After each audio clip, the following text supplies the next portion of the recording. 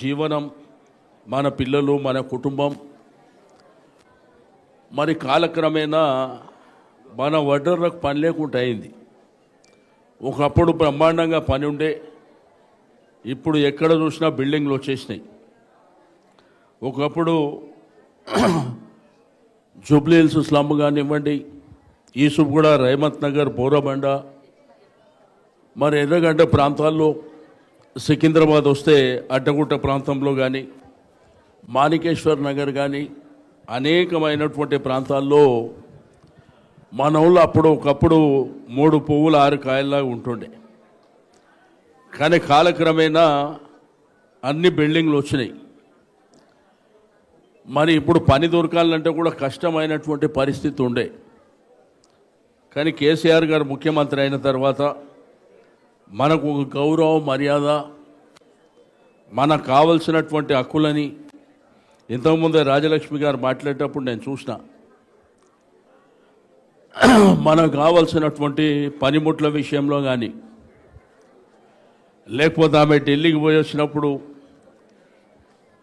ఆ కమిటీలో, ఆ కమిషన్లో మెంబర్ అయినప్పుడు ఆమె కూడా మరి మా పనిముట్లు కావాలంటే ఒక 30 లక్షల రూపాయలు కావాలి, ఆ తర్వాత పెరుగుతున్నటువంటి రేట్లకు అనుగుణంగా 50 లక్షలు కావాలి, ఆ తర్వాత 1 కోటి రూపాయలు కావాలనేటువంటి అంశాలు చెప్పడం జరిగింది.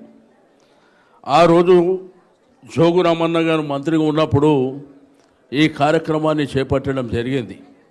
ఆ తర్వాత గంగుల కమలాకర్ గారు మంత్రి ఉన్నప్పుడు గౌరవ ముఖ్యమంత్రి గారి ఆదేశాల మేరకు ఆ రోజు హరీష్ రావు గారు, మేము వీళ్ళ కులవృత్తి ధ్వంసం అయిపోయింది కాబట్టి ఏదో విధంగా ఆదుకోవాలనేటువంటి సంకల్పంతో కార్యక్రమాలు చేసినాం.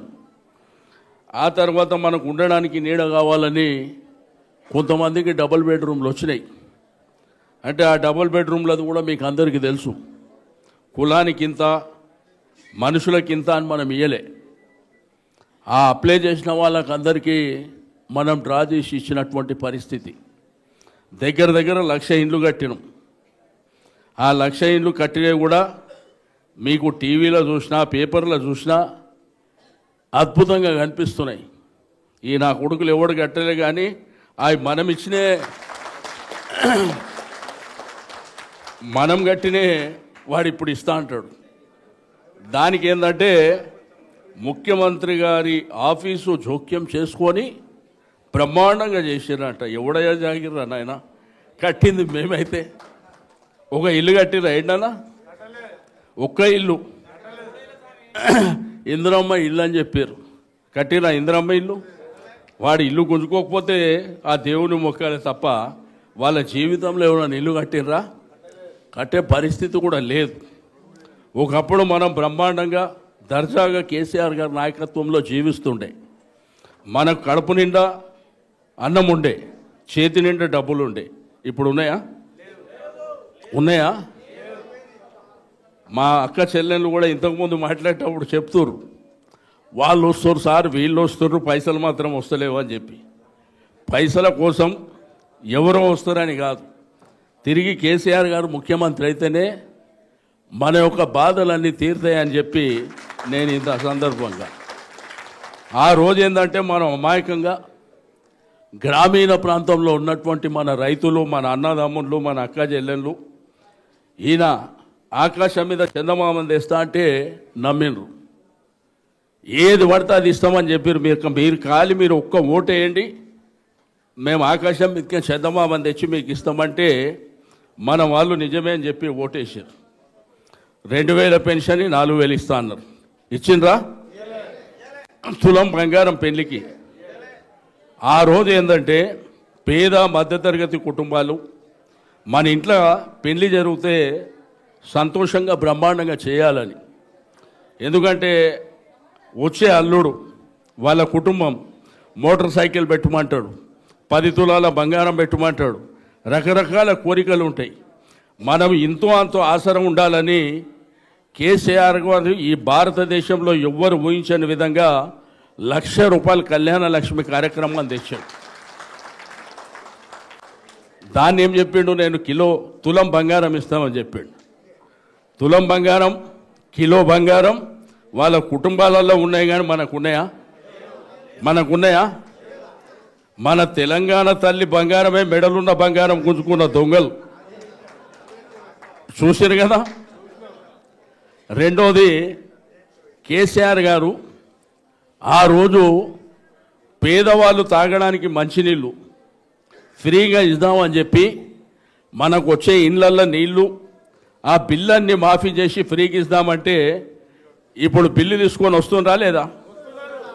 ఆ బిల్లు తెచ్చేది నెలదా 2 నెలదా? వాడు 2 ఏళ్ళది బిల్లు తీసుకొని వస్తుండు, నువ్వు కడతావా 50,000 కట్టమని.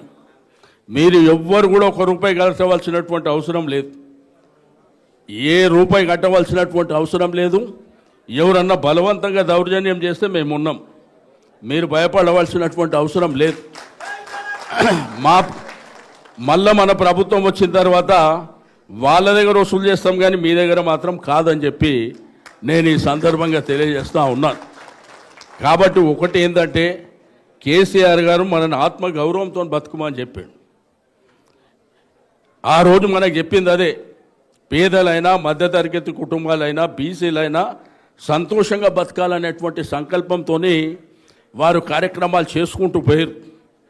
వారు ఏ కార్యక్రమం చేసినా కానీ మననేం అడగలే, మనకి ఏం అవసరాలు ఉన్నాయో దాని ప్రకారం కార్యక్రమాలు చేసుకుంటూ పోయారు. మీరు ఎట్లా బతకాలి, మీ ఆడవాళ్ళు ఎట్లా బతకాలి, మన కొడుకులు బిడ్డలు ఎట్లా బతకాలి అది ఆలోచన చేసాడు. కానీ వీళ్ళేమో ఏడో దొరికితే ఆడ దోచుకుందామనే కార్యక్రమంలో ఉన్నారు. మీరు చూస్తున్నారు కదా, ఎక్కడ చూసినా దొంగలు ఊర్లు పంచుకుంటున్నట్టు ఇలా కార్యక్రమాలు ఉన్నాయి. కాబట్టి మీకు దయచేసి ఒకటే, వాళ్ళకు బుద్ధి చెప్పవలసినటువంటి ఆయుధం మీ చేతిలో ఉంది, ఆ ఆయుధాన్ని మనం ఉపయోగించుకోవాల్సినటువంటి అవసరం ఉన్నది. ఇక రేపో మాపో మీ ఇళ్ళ దగ్గరకు వస్తారు, 3,000 ఇస్తా ఓటుకు, 4,000 ఇస్తా, తీసుకోండి, సంతోషంగా తీసుకోండి. వాడేమో వాని ఇంటి పైసలా దోచుకున్నాయే కదా. కాబట్టి మీరు ఆ తీసుకోండి పైసలు, ఓటు మాత్రం కారు గుర్తు కొట్టేసి తప్పకుండా